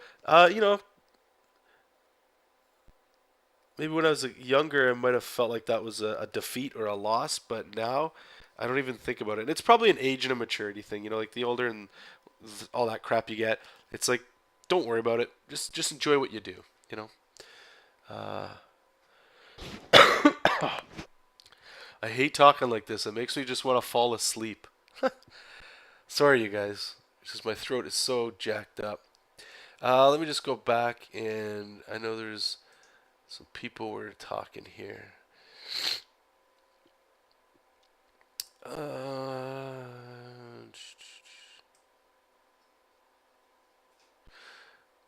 Thanks, Lilik. Lilik was saying, John, you've gotten better with each issue.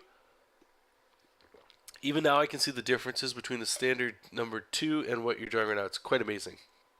Thank you, but I don't want to put any like silk sheets in front of you. Please remember that issue 2 is probably like 2 years ago. So that's a testament to how slow I am at actually drawing comic pages, as well as other things. But yes, it's not each issue I'm growing. But thank you. At least other people are seeing what I'm seeing as well. So that's that's definitely a positive. And Tan Nelson is asking, have you ever considering publishing a sketchbook? Actually, I do have one that you can buy. And unfortunately, I'm in the process of moving my website over. So let me just... the art of... I believe it's called The Art of Jonathan Rector. And it's sold... If you live in the U.S., awesome. Then you'll be able to get it for some decent shipping. Everybody else, you get owned pretty hard. I just want to see if... Okay, well, I have it here. It's got a price, but... Oh, there it is, add a card. Okay, so I'm just going to post it in the chat. For those of you that are listening at the live, or if you guys are still listening, all you need to do is just Google search Art of Jonathan Rector, Volume 1. I don't know when this was printed. It's probably 2011, maybe around there it got printed, or 2012. But I'm going to post in the chat here, but I'll also post in the chat, and you guys can check it out if you're listening as well. If you go on my YouTube channel, I do have an old YouTube video where I actually go through the whole book. So you can see it before you even buy it. I'm a big believer in that. And I know, there is some angles to it where you leave a little imagination to people, but when I'm asking people to spend, quite a bit of cash, it is only $14.99, so it's not a huge, bunch of pocket change coming out of your guys' pocket. But yeah, you can check it out all on there for you guys.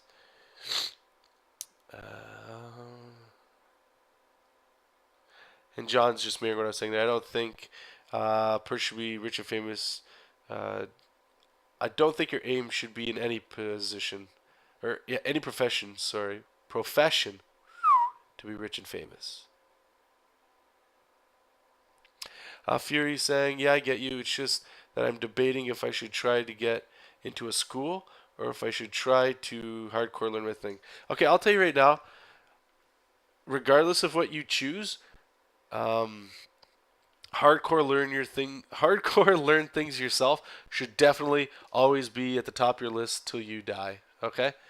There's going to be moments like if you do get hired, like right now, the work I'm doing, I don't have a lot of time to sit down and learn anatomy and draw from anatomy books anymore. That was advice I was given a long time ago, and I can see it now. But take all the time you can right now and keep looking for work and stuff like that. But just that's what's going to get you where you need to go. And it's good business practice, and it's if you can keep that kind of what's the word I'm looking for? Work ethic, then that's actually going to carry you, I believe, through a lot of things. Should you go to school? Just do some research. Just do some research. Ask around. Ask people that are actually in the classes. Excuse me. Because I know a lot of people that are successful as well. They all went to school. So, and there's a lot of people that didn't go to school and they all learned themselves. So, it goes both ways. Just if you live at home, I know one thing that I did when I dropped out of college and I was like, I just want to draw comics. First thing my dad said, he was like, well, you better go get a job. You don't think you're going to get, just lay your lazy ass around here all day. So just be prepared to, in case you're, all that stuff. Your life might change a little bit there. And John saying again, your goal should be to do something, be it as a writer or an artist or a musician or whatever. And John is the pillar of wisdom. Furin, it's just the schools that I find don't seem to offer exactly what I want to learn. Then either keep learning or keep looking, I should say. And the other thing that you can look at too is some of them are expensive, but there's some school courses you can take online that might be in concept art and stuff. That might be what you want to do, and all that stuff. So definitely check that out.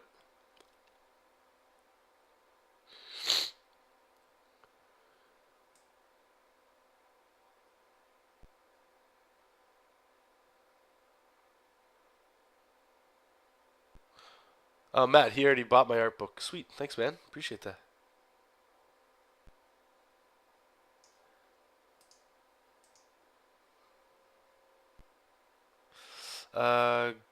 Gab Sarah is saying, I share what you say about the effort. I work 10 hours every day, and all I want is to get home and draw and keep improving. Please keep that motivation up as much as you can. And this will sound horrible and weird because I'm 30 and I just got a full-time job, my first full-time job ever, outside of working summer jobs. So I work 8:30 in the morning till 4:30 at night. And then when I get home around 5, right? Finding that energy and drive to sit down to draw, because I do draw. I work at a video game company where I do all the art and stuff. So there's a lot of drawing that happens throughout the day. It's different art than comics for sure. But I'm just trying to find it because if I was younger when I had that full-time job, I feel like I could have gone through this kind of stuff faster in a way. Excuse me. But yeah, just keep it up. And Just do everything you can do.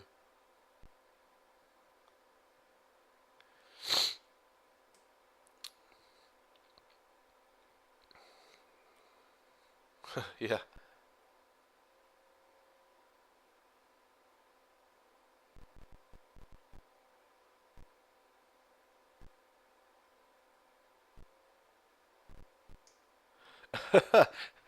Oh man. Oh god. I was fresh when we started this stream, and now you guys got me talking so much. I haven't talked this much in like like a week. Oh man. Now you're gonna make me laugh. Nah, I miss you guys. I love you guys. Thank you so much, you guys, for stopping by. You guys make all this like honestly worth it. And you know, to be fair, I started the YouTube stuff to help show my stuff to people as well. But it all ultimately, you can see the very first video was just an art blog as a way to keep drawing every day, like extra motivation, right? And then as it went from there, I started going like, well, what about tutorial videos? You know, I don't know, maybe people might be interested in it. And then from there, it just became into like sharing as much as I can and helping everybody out. And you know, it is a mix, obviously. Excuse me. It is a mix, obviously, of publicity as well as sharing. You know, and I've tried not to be very closed about that. Try to be very open, and just the fact that you guys come in here and you guys get a kick out of this stuff, you know, thank you so much. Really do appreciate it. And yes, my 30 decrepit-year-old bastard legs. I'm so sick.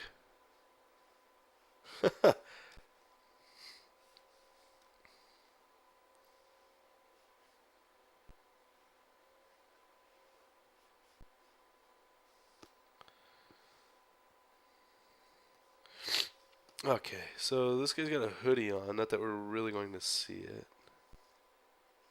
Wait, I think, did somebody ask me a question? No. Okay, cool. I thought I missed a question there. So yeah, so I'm gonna try to figure out a schedule to get back on here because you guys seem to appreciate it, and you know, it seems like it's worthwhile to have an actual schedule here so you guys can, you know, if you're really into watching the live streams and stuff, you can kind of schedule around it, make time if you wanted to, just accommodate you guys a little bit better.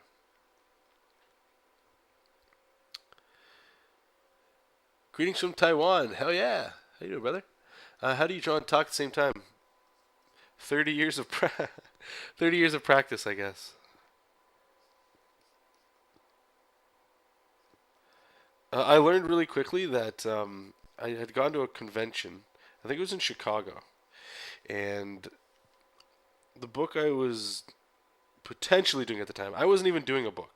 Um, I was working on a project with Ape Entertainment. I don't even know if you guys even know who that is. I don't even know if they're around still. I think they are. Evan Irwin, I believe, is the cat's name. He was a very nice gentleman. At the time, he was doing a magazine called Wizard. Not The Wizard, but Wizard. I'm sure most comic book people in the U.S. and Canada know about Wizard. And he was doing his own book or whatever, so he invited myself and another buddy of mine, Cannon White, and I don't think Cannon could go at the time, but he invited us to the booth.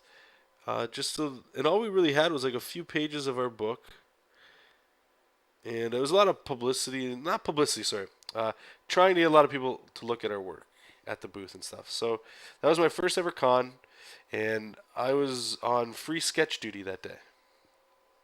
And they were very small, just little head sketches and stuff. But I learned literally that fast that you know I have to draw and talk at the same time. Like it's cool to be able to just draw, right? But if I can talk to people at the same time, like especially now where I have more people that are interested in my work, and even last year when I went to New York, I don't know if I told you this, John, or not, but this actually blew my mind. There was a few times throughout the show where I was just walking around and people came up to me and they asked me like, "Oh, are you Jonathan?" and you know all that stuff, and I was like, "Yeah," and they're like, "Oh, you know, we watch your YouTube show. Thank you so much." And I mean, this is stuff that I don't even like. I'm nothing. Let's be honest. I'm not a like huge anything, but just to have those few people just kind of spot me in New York of all places, right? And just say that it was just like eye opening. It was just like, oh man.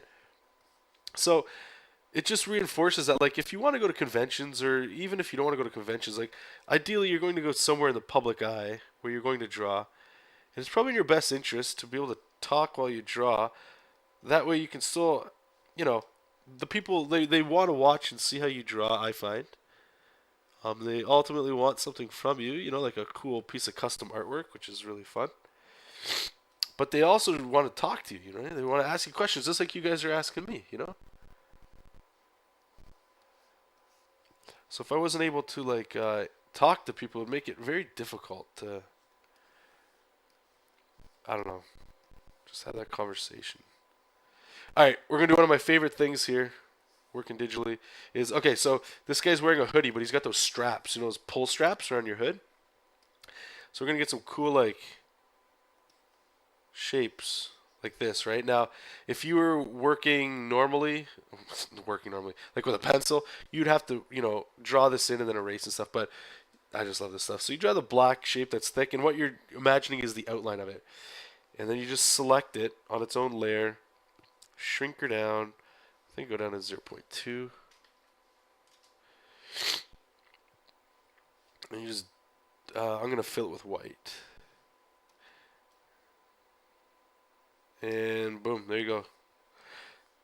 And this method, again, because I'm going to pimp the hell out of them, is in that DC Comics Guide to Digitally Drawing Comics. Just doing this with like chains, shoelaces. What else is really cool with this? See, like right here, I can even put like some of the throw up going over it, no problem. Slime, blood, like in this case, anything you want. You can do anything. Is that cheesy enough?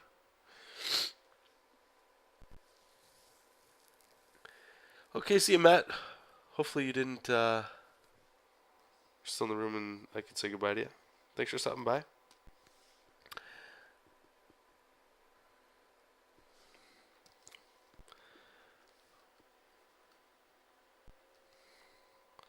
Alright, so I think this guy's done. Let me just turn off the layers here so you guys can see him a little bit better. Where's this layer? Let's just delete that. I'm not going to go into the full inks because what I like to do with this stuff is,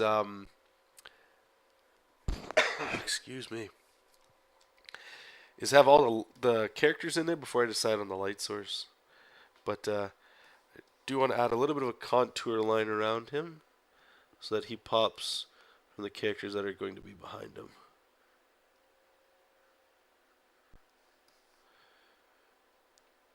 And then after this, if you guys want, I'm going to kill the stream, but before I do that, once I'm done this contour line here, if you have any questions, please just leave it in the chat. If it's you know, how do I draw this or that, I'll try to tackle that real quick for you before I sign off. And like I said, if you guys want to see the line art of this, right when I'm done posting, or right when the stream's done, I will export this little panel here and post it on Facebook. I'll post it on my website too, because I should probably post stuff there too. and yeah, I'll post on Twitter too. Sorry. Oh, and my fan page on Facebook should be legit now. For some reason, a lot of people, they were telling me that they couldn't even find it, or they couldn't like the page or anything. I have no idea why, but for some reason Facebook was like, "Oh, you can only be from Canada to join the fan page." And I clicked off whatever the tab was that said that, which was really weird. I have no idea why anybody would even want that on. Like, why would you want Canada only? That's kind of weird. Especially if it's a fan page, you want as many fans as you can get, right? Like that's the point. Well, if you have fans, right? I don't know. It's Facebook. What do you expect? It's crazy.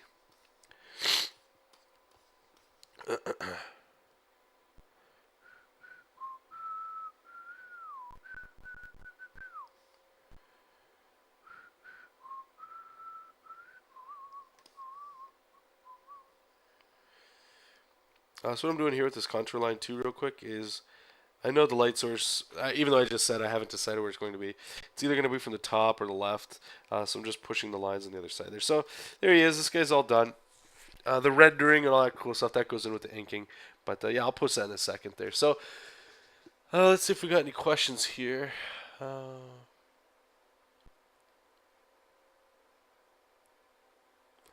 Oh, good night, John. 3 hours, man. You're nuts. You are nuts. Okay, so Hasni has a question. How do you? Oh, well, do you use reference when making comics? Totally do. Not all the time, but I find it's a good. Don't not use reference because you think it's a bad thing. Don't not use reference because people say things like, "Oh, well, if you were a real artist, you wouldn't need reference." That's all bullshit. It's all bullshit, especially if you're working in comics. I could ask, if I gave you a script saying, okay, I need you to draw a superhero flying through New York City. Unless you know what New York City looks like, you're going to have to do reference. So you're probably going to need something like Statue of Liberty in there so people know it's New York City. Unless you know that off the top of your head, you're going to need reference. And then I tell you, so the superhero flies down into the streets, and there's a T-Rex fighting a hippopotamus fighting an alien. So the alien you could probably make up on your own, but the hippopotamus, you know what one looks like. I know what one looks like. But then you look at a reference picture and you're like, oh, that's what it looks like. And then the dinosaur, I mean, like, these are things you need reference for, right? So, and if your question was more about like reference about like faces and anatomy, definitely. If it's going to help you, why beat your head over it? Why? As long as you're learning why while you're using the reference, don't just copy it. Try to understand why and where it's coming from and stuff. And I apologize if I say your name wrong. Nake. He just wants me to comment on his or her work. So let me just copy link location.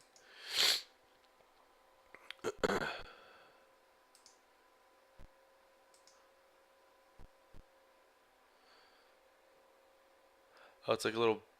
Okay, here, I'm just going to bring it on screen here so everybody can see it. Cool. So this is really cool. I like that.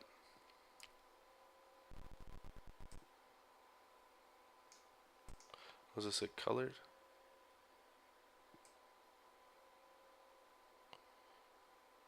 Yep, I dig it. I like the looseness of it. I don't know if. Oh, what is this? Like a art group, and this is just your stuff? Is that what it is?